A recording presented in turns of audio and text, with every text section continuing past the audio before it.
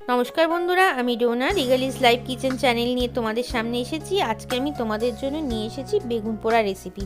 বেগুন পোড়া তো সব বাড়িতেই হয় এবং সবাই খুব ভালোই বানায়। আমি কি করে বেগুন পোড়া বানাচ্ছি সেইটাই কিন্তু আজকে আমি তোমাদের সাথে শেয়ার করব।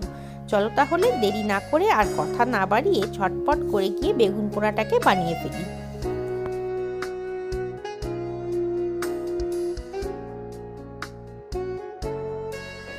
একটা বড় সাইজের বেগুন নিয়েছি। বেগুনটাকে এবার ভালো মতো সর্ষের তেল মাখিয়ে নেব।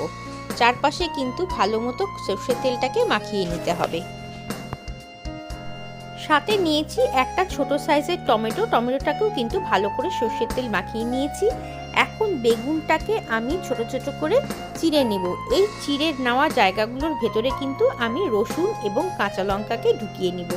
দেখো সমস্ত দিকেই কিন্তু ছোট ছোট করে একটু ডিপ কাট লাগিয়ে নিচ্ছি বেগুনটার।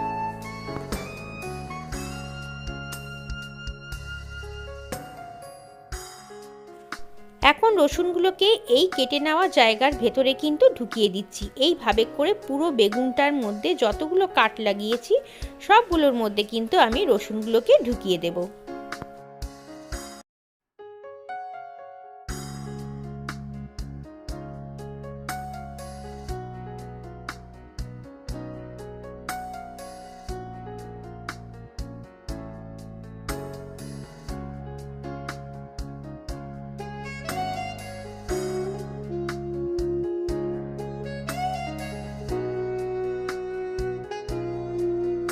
দুটো রসুনের লাইনের মাঝখানে আমি আরেকটু লম্বা করে ছুরি দিয়ে কাট করে নিলাম।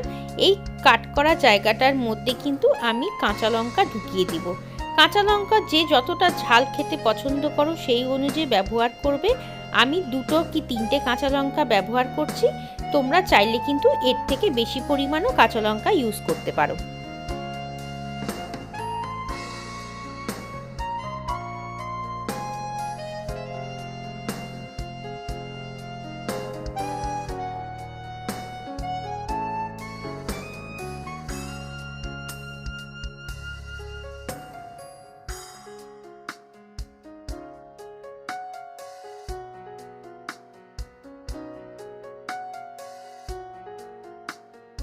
বেগুনটার মধ্যে রসুন কাঁচা লঙ্কা সবই ঢোকানো প্রায় শেষ হয়ে গেছে আমার। এখন আমি গ্যাসের উপরে একটা তাওয়া বসিয়ে বেগুনটাকে কিন্তু ভালো মতো পুড়িয়ে নেব। একদম ভালো করে কিন্তু পুড়িয়ে নিতে হবে যতক্ষণ না বেগুনটা নরম হয়ে যাচ্ছে। সাথে টমেটোটাও দিয়ে দিলাম, কিন্তু মনে হচ্ছে টমেটোটার জায়গা হবে না, বেগুনের সাইজটা এতটাই বড়। যাকে একটু কোনো রকমে গুটিয়ে টমেটোটাকেও ঢুকিয়ে দিয়েছি।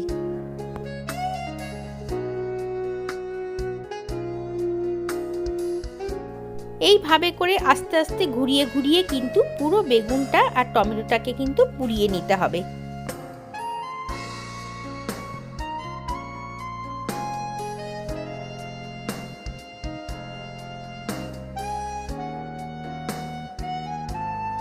দেখো বেগুনটা কিন্তু ভালো মতো পোড়ানো হয়ে গেছে, বেশ নরমও হয়ে গেছে, আর টমেটোটা তো আমার আগেই পোড়ানো হয়ে গিয়েছিল। এখন এটাকে গ্যাস থেকে নামিয়ে একটু ঠান্ডা করে তারপরে কিন্তু বেগুনের খোসাগুলোকে ছাড়িয়ে নেব। বেগুনটা ভালো মতো পোড়ানো হয়ে গেছে। অপর দিকে দেখো কাঁচা লঙ্কা আর রসুনটাও কিন্তু বেশ নরম হয়ে গেছে, আর টমেটোটা তো পোড়ানো হয়েই গিয়েছিল আগে। এখন আমি এই সমস্ত পোড়ানো জিনিসগুলোকে দিয়ে বেগুনটাকে ভালো মতো মেখে নেব।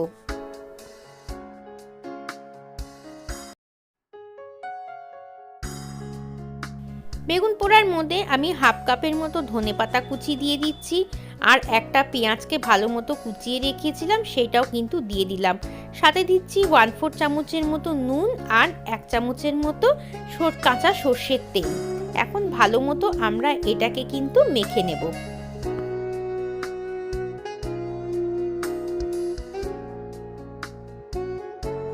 এইভাবে গরম গরম বেগুন পোড়া করলে বেগুন পোড়ার সাথে কিন্তু আর কিছুই লাগে না। এই বেগুন পোড়ার স্বাদটা কিন্তু আরও বাড়িয়ে নেওয়ার জন্য আমি দেখো ধনেপাতা আর গোলমরিচকে একসঙ্গে বেটে রেখেছিলাম। সেই বেটে রাখা ধনেপাতা গোলমরিচটাকেও কিন্তু এর মধ্যে দিয়ে দিলাম।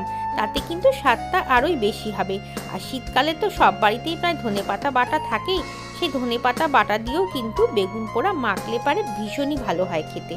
দেখো আমার বেগুন পোড়া মাখা কিন্তু কমপ্লিট হয়ে গেছে। এখন আমরা এটাকে গরম গরম ভাত বা রুটির সঙ্গে সার্ভ করে দেবো।